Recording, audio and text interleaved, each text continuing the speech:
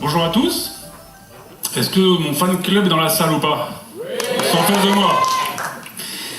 Alors, je m'appelle Vincent Gufflet, effectivement, je suis directeur des services dans une entreprise dont on a parlé un petit peu ces derniers temps. Notre métier, c'est de vendre des lave-linges, de vendre des réfrigérateurs, de vendre des smartphones aussi. Peut-être demain des billets de spectacle et des livres aussi, on verra. Le mien et celui de mes équipes, c'est de livrer ces produits à nos clients, c'est de les aider quand ils ont des questions, c'est de les assister quand leurs produits tombent en panne, ce qu'on appelle chez nous les services. Alors, j'aurais pu venir vous parler de notre contrat de confiance. Je rappelle pour ceux qui l'ont un petit peu oublié, que notre contrat de confiance, c'est notre stratégie depuis maintenant 43 ans. Notre stratégie, pour faire simple, c'est de vendre des produits avec le prix le plus bas et le service compris à l'intérieur. Et le service, c'est le SAV, c'est l'assistance, c'est la livraison, etc. J'aurais pu venir vous parler de notre SAV, justement, de à quel point on est génial, etc. Notre camionnette, qu'on voit partout. J'aurais pu tout ça, mais non. Je préfère vous parler d'autre chose. Je préfère vous parler d'un sujet dont on parle assez peu, finalement, d'un sujet un peu tabou. Et je voudrais vous raconter une histoire. Il se trouve qu'on reçoit entre 7 et 8 millions d'appels tous les ans. Ces appels, on les enregistre tous. Alors, j'ai calculé, ça fait 240 années d'enregistrement tous les ans à écouter, donc autant vous dire que pour les écouter, on s'y met à plusieurs. Et ces appels enregistrés, ça constitue ce qu'on pourrait appeler la boîte noire de la relation client. Alors pourquoi la boîte noire? Parce que dedans, il y a tout. Et cette boîte noire, eh ben, on l'ouvre de temps en temps, mais pas tant que ça. Et c'est ce que je voulais faire avec vous aujourd'hui. Je voulais ouvrir cette boîte noire, et pour ça, prendre l'exemple d'un appel, un appel qu'on a reçu le 11 janvier, un appel d'un vrai client. Ce client, il a un problème. Alors évidemment, comme parmi vous, on a beaucoup de partenaires, j'espère énormément de clients, et puis peut-être aussi quelques concurrents. Donc du coup, on a choisi un appel tranquille, hein, sympa pour nous, on se met bien en valeur. Je vous propose de l'écouter, hein, et puis on en reparle après. On y va? Allez, magnéto. Alors, je me présente, je suis Dagmar, j'accède à votre commande. Donc là, vous avez une livraison pour votre téléviseur qui est prévue aujourd'hui. Oui, à partir de 15h.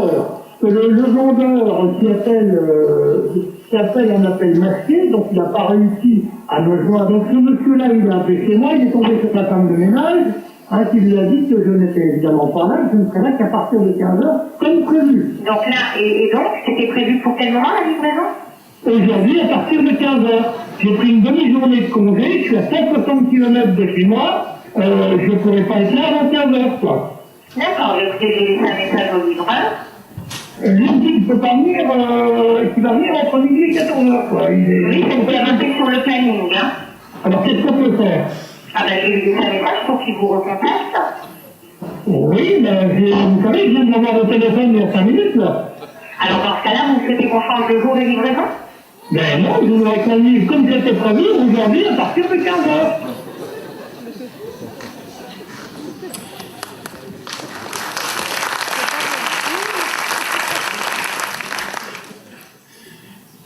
Voilà.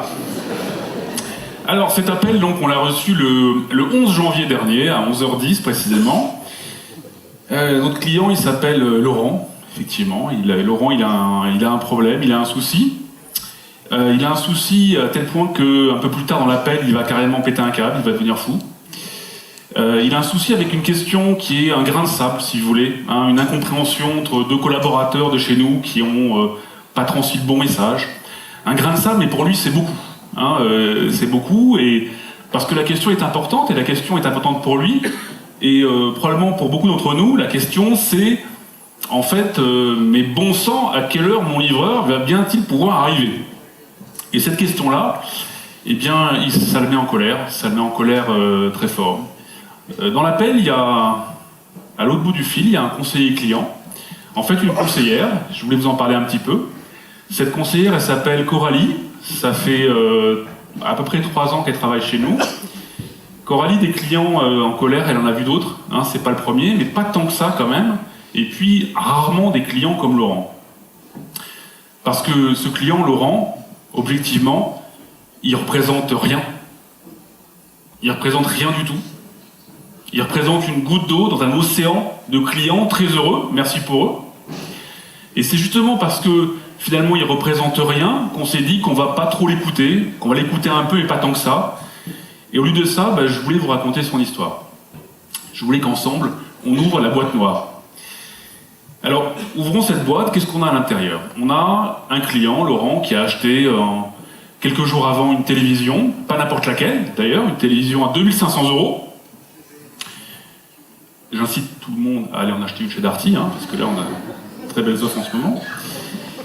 2500 € c'est pas rien, donc toutes options, 3D, etc. Et voilà, donc cette télé il l'a acheté, et il a demandé au vendeur, surtout, livrez-moi entre midi et 14h, parce que je travaille à 160 km de chez moi. Il a dit d'ailleurs dans l'appel, je prends pas ma journée, donc livrez-moi sur ce créneau.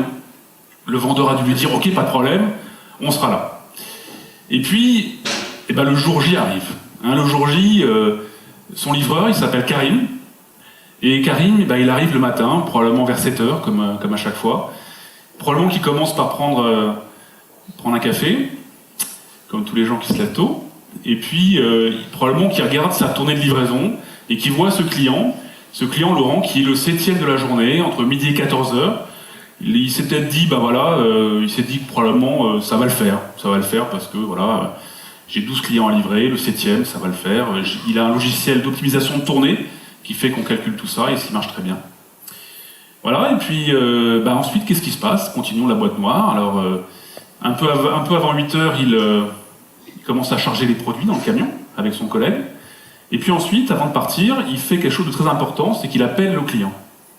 Et il appelle les clients pourquoi? Il les appelle pour leur dire tout simplement « N'oubliez pas qu'on vient vous voir, merci d'être là, environ à telle heure. » C'est important parce que, évidemment, on livre un produit à un client. Alors, il appelle tous les clients et puis il appelle aussi Laurent, sauf que Laurent, il l'appelle sur son fixe. Pourquoi, on ne sait pas, mais ce jour-là, il va l'appeler sur son fixe et comme Laurent, il travaille à 150 km de chez lui, il n'est plus là et c'est sa femme de ménage qui répond. Alors, on ne sait pas ce qu'ils se disent, mais probablement quelque chose autour du style que la femme de ménage devait être un peu étonnée parce qu'elle n'a pas compris que son patron revenait entre midi et 2, enfin en tout cas voilà. Et puis la journée, il part avec son camion, la journée commence. C'est dommage qu'il ne l'ait pas eu, Laurent, au téléphone, parce que si Karim il l'avait eu au téléphone, il aurait su que quelques jours avant, il était passé en magasin pour dire finalement, midi 14h, je peux plus. Pourquoi, on ne sait pas, un rendez-vous important peut-être, voilà. Et il avait dit au magasin, écoutez, déplacez à partir de 15h. À partir de 15h, je prendrai mon après-midi, comme ça je serai là. Ce message, il a sûrement donné au magasin, ce qui est sûr, c'est que nous, on ne l'a jamais retrouvé. Et donc, finalement, tout se met en place pour cette espèce de psychodrame, donc voilà, parce que ensuite tout s'enchaîne, 10h45, 10h50, Karim finit enfin pour avoir Laurent sur son GSM. Alors l'appel coupe rapidement, problème de communication, mais Laurent comprend quelque chose du style « j'arrive ». Donc probablement qu'il commence à être un peu paniqué, il appelle 11h10, il appelle le centre d'appel, et là, vous l'avez entendu, c'est la catastrophe. Parce que Laurent, il comprend que son message, on l'a pas eu. Il comprend que faire 1 heure de trajet, 150 km en 1 heure, ça va être compliqué. Et puis il se met un peu en colère, puis beaucoup en colère, et puis il pète un câble, malheureusement. Et ça, pourquoi finalement il pète un câble? En fait, finalement, on le saura un peu plus tard, parce qu'il va finir par nous envoyer un courrier qui nous dira que sa télé, c'est pas simplement une télé qu'il avait achetée chez Darty. Sa femme et ses enfants doivent rentrer le soir, et il voulait leur faire la surprise. Voilà, on est le 11 janvier, probablement que c'était un cadeau de Noël, on ne sait pas. Ce jour-là, il n'avait pas acheté juste une télé chez nous, il avait acheté la perspective d'un moment de joie, tout simplement, un moment de bonheur en famille, dont on se rappelle souvent après. Et ce jour-là, sa télé, il l'a pas eu, il l'a eu 3 jours plus tard. Alors, on peut dire ce qu'on veut, on peut dire que, c'est ce qu'on se dit aussi, que ce jour-là, chacun a fait son travail, qu'on n'a pas démérité en tant qu'entreprise, en tant que marque, en tant que distributeur. Mais ce moment de bonheur en famille, ce jour-là, il l'a pas eu. Et je pense que Laurent, il nous en voudra encore longtemps d'avoir un peu gâché sa fête. Voilà son histoire. Alors pourquoi je vous raconte tout ça, hein, pourquoi je fais de Laurent un espèce de héros involontaire de ce petit psychodrame? Parce que avec l'histoire de Laurent, on en a tiré des choses, on en a tiré beaucoup de choses. On a décidé de changer notre approche de la livraison. Alors, là, je vais peut-être vous décevoir. On n'a pas modifié notre contrat de confiance, on n'a pas changé notre organisation. Pour faire simple, on a décidé d'envoyer plus de mails à nos clients. Voilà. On a décidé d'envoyer plus de mails et de SMS entre le moment de la vente et le moment de la livraison. On a décidé que les livreurs appelleraient le matin les clients systématiquement sur le mobile et avec leur GSM non masqué. Comme ça, les clients, ils peuvent rappeler derrière. On a offert la possibilité à nos clients de modifier facilement les plages de livraison. On a développé la possibilité, on va développer la possibilité pour nos clients sur leur application Darty de voir la camionnette arriver, hein, le camion Darty. Bon, ça c'est pas encore fait, mais ça va venir. D'ailleurs, je crois que j'ai mon chef de projet dans la salle, je sais pas où il est. Donc comme d'entre nous, je voulais lui dire que ce serait bien qu'il accélère un peu, parce que là on est un petit peu en retard. Mais ça va venir. Voilà, donc tout ça, nul doute que si on avait eu tout ça, précisément, eh bien, Laurent, son moment de joie en famille, il l'aurait eu. Et nous, on aurait été un peu plus qu'un simple vendeur de télévision avec un super SAV. Et avouez que Darty, créateur d'émotions, ça résonne quand même un peu. Voilà. Alors, tout ça, on y a pensé, et puis avec l'expérience de Laurent, on a pensé à d'autres choses. On a tiré des leçons de tout ça. On a tiré essentiellement trois leçons. La première, c'est l'écoute. Il faut écouter nos clients, et vous qui êtes du métier des centres d'appel ou de la relation client, vous le savez. Écouter les clients, c'est fondamental, en particulier ceux qui sont en colère. Parce que la colère, c'est une chance. La colère de nos clients, c'est un trésor, tout simplement. Aujourd'hui, les sentiments du client, leur colère, leurs émotions, on les met dans des chiffres.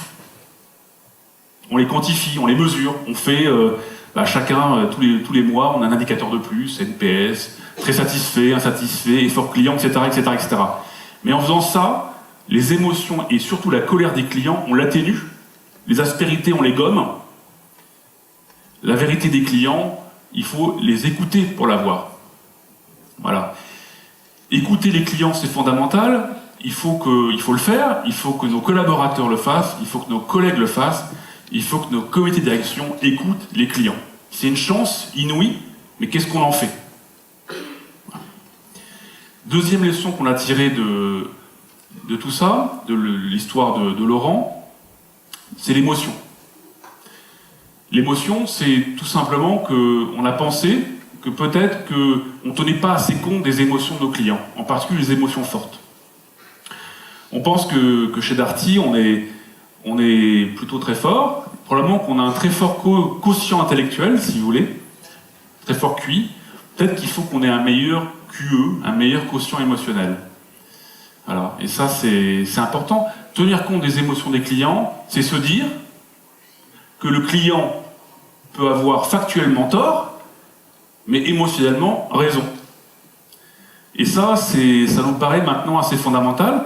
Tenir compte des émotions des clients, c'est les écouter, se mettre à leur place, c'est construire des solutions avec eux et pas sans eux. Hein, c'est casser les barrières du comptoir, les barrières du téléphone, etc., etc. C'est sortir peut-être un petit peu de l'automatisation qu'on a vécue, de la scriptisation chez certains, de tout ce qui a fait que depuis, allez, on va dire 10-15 ans, on a perdu un peu en humanisation. Et ça nous paraît essentiel. Et puis, alors humanisation aussi, parce que à l'autre bout du fil, il y a un conseiller client. Et ça, on a tendance à l'oublier. Vous voyez, là, je lisais avant de venir, il y avait une interview de Xavier Niel, je crois qu'il date de quelques jours, et qui disait que les conseillers clients, c'était les ouvriers du 21e siècle. Je ne sais pas si vous l'avez vu, ça. Alors c'est vrai que dans sa bouche, c'était pas forcément très, très valorisant, mais il y a quand même un tout petit peu de vrai là-dedans. Et le vrai, c'est que le métier de conseiller client, eh ben, c'est un métier qui est dur.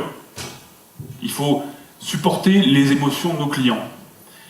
Ce qu'on fait, c'est qu'on demande à nos jeunes de 20 ans, pour qui c'est souvent le premier job, hein, nos jeunes plus ou moins diplômés, de prendre en charge cette colère.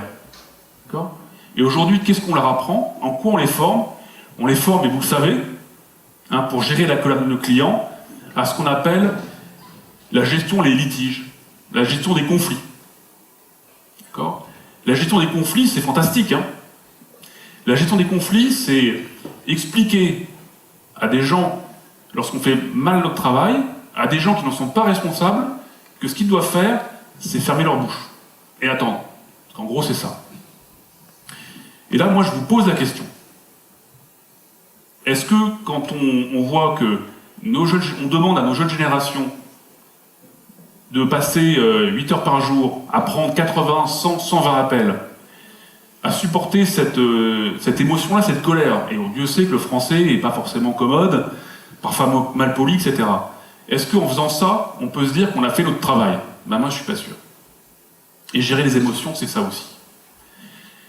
La troisième leçon qu'on a tirée de l'expérience de Laurent, c'est aussi de se dire que finalement, ben voilà, on se dit peut-être que chez Darty, on est bon, on a un super service, mais peut-être pas assez bon, et peut-être jamais assez bon. Alors, comprenez-moi bien, je suis intimement convaincu qu'on a le meilleur SAV en France. Ok ?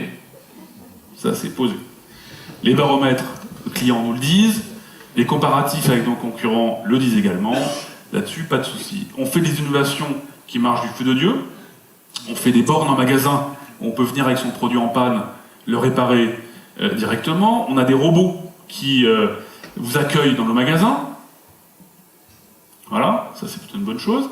Et puis on a le bouton Darty, hein, qui est le premier objet connecté dédié au service. J'appuie, on me rappelle. On a un service d'assistance universelle où on répond à toutes les questions de nos clients, y compris pour des produits qui ont été achetés ailleurs que chez nous. On développe un service de visiophonie où le conseiller client peut voir le produit en panne et du coup plus facilement le réparer pour le bénéfice du client. Tout ça, c'est bien. Tout ça, c'est un peu enthousiasmant pour nous qui travaillons là-dedans. Mais ça ne suffit pas. Ça ne suffit pas pourquoi ? Parce qu'on voit bien qu'aujourd'hui, la transformation digitale, sur laquelle on travaille tous, qui est la révolution, je dirais, des parcours clients, hein, de l'omnicanal, des tablettes, des applications, cette révolution du digital, c'est pas la révolution, justement, des tablettes, des bornes, des robots, des applications, ou même des objets connectés. La révolution du digital, et je pense qu'on le sait quand même tous, c'est la révolution de l'expérience du client. La révolution de l'expérience du client. La simplicité d'avoir un taxi juste comme ça, et puis de ne pas sortir sa carte bleue. La personnalisation d'offres qui me sont proposées qu'à moi. La rapidité aussi de la réparation d'une voiture connectée, hein, avec laquelle je ne savais même pas qu'elle était en panne. C'est ça, la transformation digitale. C'est la transformation, la révolution de l'expérience du client. Et là, nous, il nous semble chez Darty que parfois, on prend des leçons. Voilà. On prend des leçons, les GAFA, les startups qui n'en sont plus vraiment, d'ailleurs. Ben, finalement, pourquoi est-ce qu'on sont rentrés à ce point-là, comme dans du beurre, dans nos métiers? Pourquoi l'ubérisation? Parce qu'on a laissé faire ça. On a laissé l'expérience client, l'expérience du client, de côté. Et ça, voilà. On pense ça chez Darty, et peut-être qu'on n'est pas les seuls à le penser. Si vous voulez, c'est comme si on était tous passés en Ligue mondiale. Enfin, disons, peut-être pas la Coupe d'Europe de football, mais la Coupe du Monde, si vous voulez. On concourt à un tout autre niveau. Et ça, il nous semble qu'il faut en être bien persuadé. À un niveau où le niveau de jeu a bien augmenté. Et ça, c'est un challenge. Pour nous, pour vous, pour tout le monde. Peut-être que se mettre à plusieurs pour le relever, ce challenge, c'est pas forcément idiot d'ailleurs. C'est l'actualité récente. Mais voilà. Le niveau de jeu a augmenté, l'expérience du client, eh ben, on la travaille à des niveaux qui n'est pas ceux du passé. Alors voilà. Donc Laurent, bah, finalement, il nous a aidés pour tout ça. Laurent qu'on a failli détester parce qu'il nous a beaucoup engueulé. Laurent, il nous a fait comprendre ça, il nous a fait comprendre aussi que ce qui était important pour nous, c'est de se lever tous les matins avec l'objectif d'éradiquer tous les Laurents en colère de France, mais tant qu'il en reste, d'utiliser leur colère pour améliorer l'expérience future de nos clients. Depuis Laurent, on a décidé de passer 15 minutes en comité exécutif tous les 15 jours. On a fait un ce matin d'ailleurs. Et à chaque comité exécutif, à chaque COMEX, on passe un appel, on passe un cas client, on se demande pourquoi on n'a pas forcément été créateur d'émotion, ou en tout cas pas de la bonne émotion. Laurent, ça a été le 3e à passer, et tout ce que je peux vous dire, c'est qu'on y a passé plus d'1 quart d'heure. Merci beaucoup.